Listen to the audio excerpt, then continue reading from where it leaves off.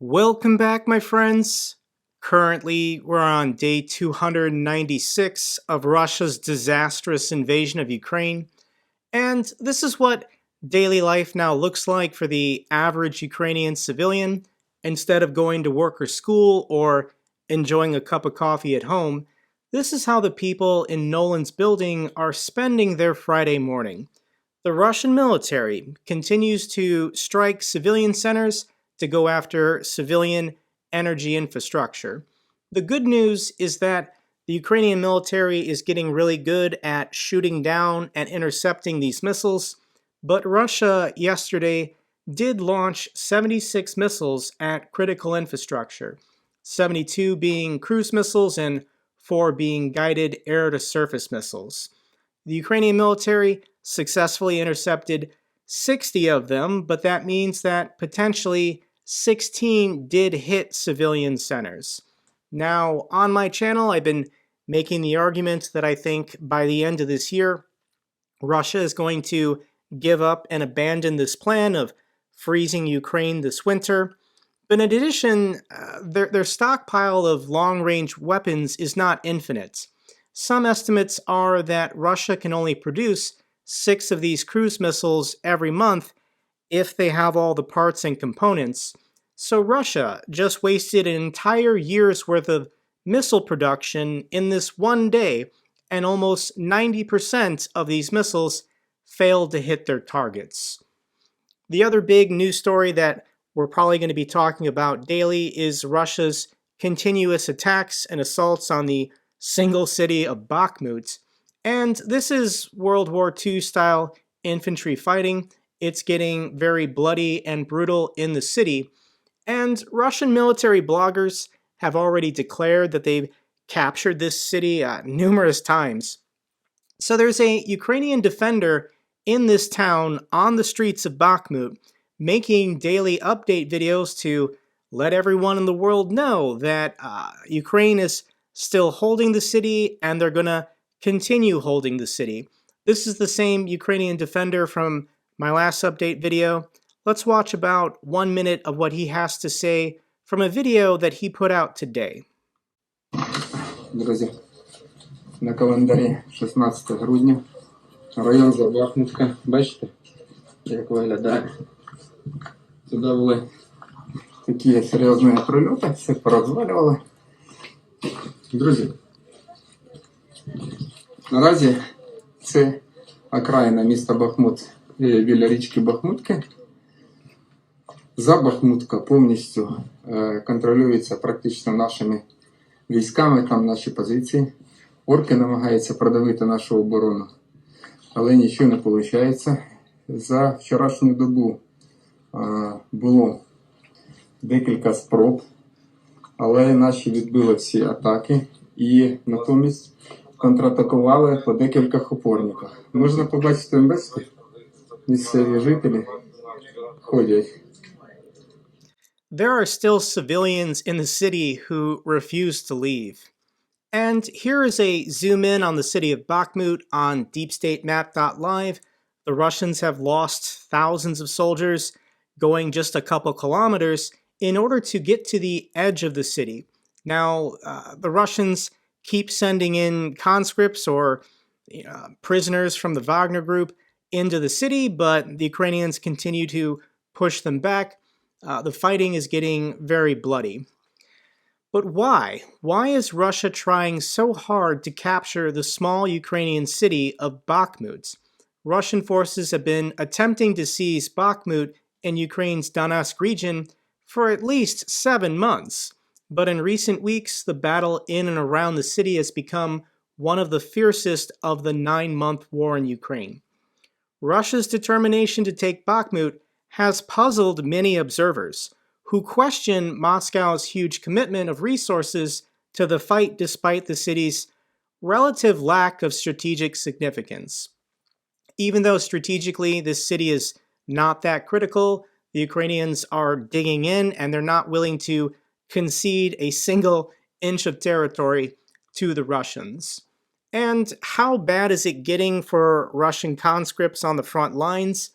Here's an intercepted phone call from a panicked, mobilized Russian soldier talking to either his wife or girlfriend, explaining how bad it is for the average Russian mobilized man on the front lines.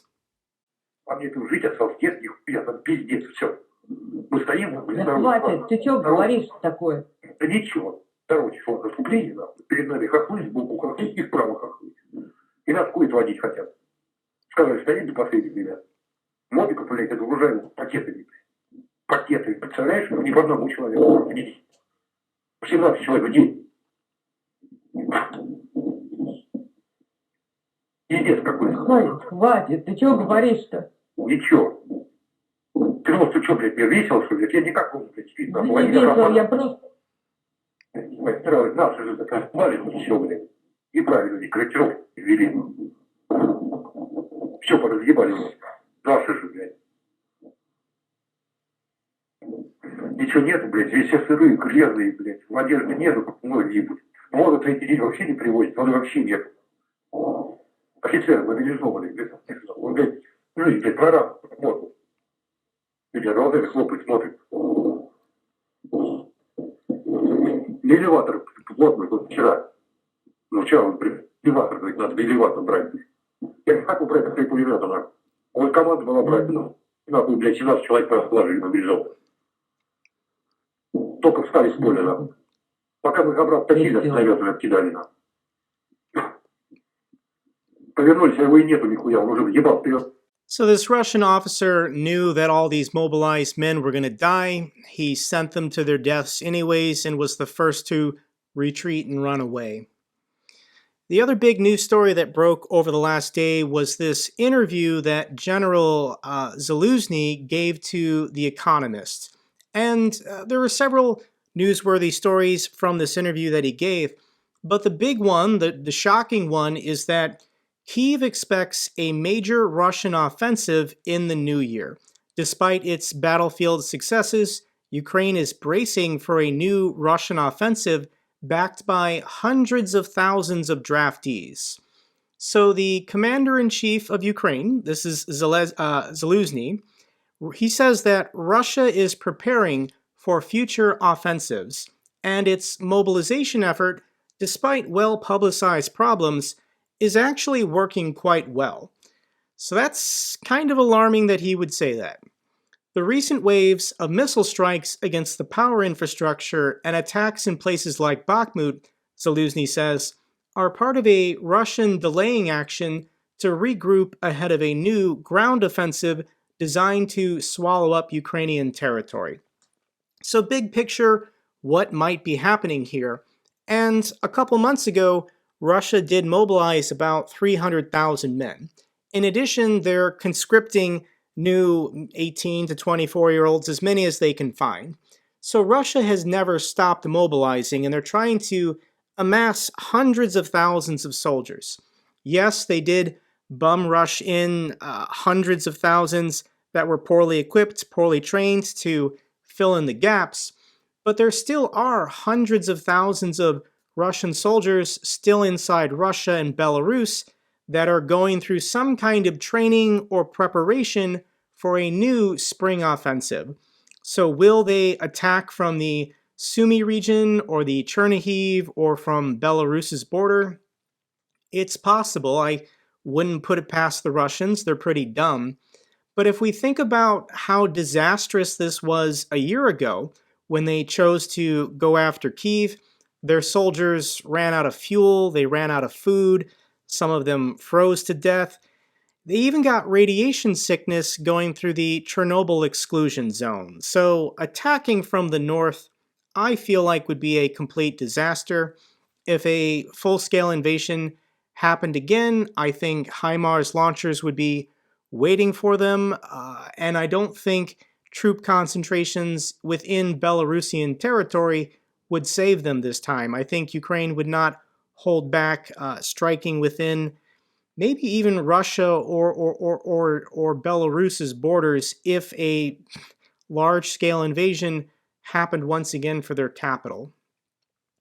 Russia is also really upset about these Patriot missile batteries being delivered to Ukraine, and the Patriot air defense systems would face threats unlike any it's faced before, but they would still be a very tough target for the Russians to go after. How much confidence do we actually have that Russian cruise missiles or their drones can actually destroy Ukraine's air defense systems? Here is a still frame that went viral in that Russia put out a propaganda piece saying they had successfully destroyed a Ukrainian S-300 air defense system. And when you freeze the video, you can see there's still a Z painted on this truck, and this truck has already been destroyed. So Russia, for propaganda purposes, claimed with a drone strike they successfully destroyed a Ukrainian air defense system, when in reality it was their own already destroyed air defense system. So this is the level of quality of the Russian military at the moment. Can they get their act together over the next couple months to have a serious threat to the capital city of Kyiv? They might try it, but I don't know how successful they've been when they've failed so miserably the last 10 months. All right, here's a bonkers clip that I'm going to share with you in which they suggest on Russian state TV the idea of nuking Yellowstone National Park. А ведь у Посейдона и у вот этого Сармата боевые части по весу сопоставимы. То есть моноблочная боевая часть Сармата, это такой вариант у них есть, имеет смысл в единственном случае, если это будет именно вот такой заряд. А объектом удара может стать Йеллоустонский национальный парк США. Этот парк может взорваться как супервулкан, после чего западная цивилизация, как физическая сущность, исчезнет с лица Земли навсегда. Красивый парк, кстати. Красивый, Там красивый. медведи водятся до сих пор. Да. It's a beautiful park, by the way. There are still bears there. So this is, yes, Yellowstone National Park is probably our best national park. It's very beautiful. There are still bears there. But this is a terrifying idea that would not just end life in Western civilization, it would probably end life in the Northern Hemisphere. So if you're not familiar with what Yellowstone National Park is, it's an active volcano. The Snake River Plain shows every time the caldera under Yellowstone erupts, and you can see the Snake River Plain. It's a flat break in the Rocky Mountains. And the magma chamber is there. It's building. There is a hot spot from the Earth's core punching through the North American continent. And it takes a lot of time and a lot of heat and a lot of pressure for this supervolcano, probably the biggest volcano in the world, to erupt. And the Yellowstone caldera erupts every 600 to 800,000 years. The last time this thing erupted, a little over 600,000 years ago, 10 inches of ash landed on the panhandle of Florida. We would be talking about volcanic eruptions leading to decades of dimmed sunlight. This would be a minor global extinction event that would probably also trigger a new ice age. So nuking the Yellowstone volcanic caldera is a very bad idea. This would not just end life in the West, this would probably end most life in Russia as well. If Russia does nuke Yellowstone, your best case scenario is to make it to the Southern Hemisphere, try and get to either Argentina, Australia, or New Zealand. So Russian state TV is really going off the rails. Here's a montage clip of some of the claims that Russian state TV has made about how much Europe is struggling without Russian gas. Let's watch about a minute and a half of this montage clip together. Детей в школах и детских садах решили научить ходить в туалет вместо уборной в пакеты на случай отключения воды и света в стране. Британки уходят в проститутки и занимаются, цитата, по английской прессе, сексом ради выживания, чтобы оплатить коммуналку. Таких историй масса. Правительство Франции уже просит префектов подготовиться к ротационным отключениям электричества с 8 до 13 часов и с 18 до 20 часов вечера. В Соединенном Королевстве на фоне роста цен жители британского Кардифа перешли на корм для животных. Еду подогревают на батарее. Поляки отапливают свои печи с помощью мусора. Вонь чувствуется. Хотя погода и спасает наши кошельки, отопительный сезон уже чувствуется в воздухе. Чтобы зажечь огни на главной елке, жители Будапешта вынуждены крутить педали велогенератора. Мэрия венгерской столицы пошла на такой отчаянный шаг из-за тотальной экономии на растущих затратах на электроэнергию. Чиновникам в Польше запретили заряжать телефоны на рабочем месте. Греть чай тоже запрещено. А работать в офисах скоро начнут при свечах. Но в Германии перед Рождеством закончились все свечи. Но раскупили их не ради праздничной атмосферы. Просто рачительные немцы считают, что зимой идут блэкауты. О риске отключений света предупреждает и премьер Эстонии Каллас, хотя раньше Таллин обещал Киеву передать 13 своих генераторов. Из-за высокой инфляции. So let's recap all of Russian state TV's claims. Children in Europe are having to use plastic bags instead of toilets. British women must prostitute themselves to pay their utility bills. France is experiencing rolling blackouts. People in the UK are now eating pet food. People in Poland cook their food by burning trash. People in Hungary must use bike pedal generators to light their Christmas trees. Polish people must now drink their tea cold.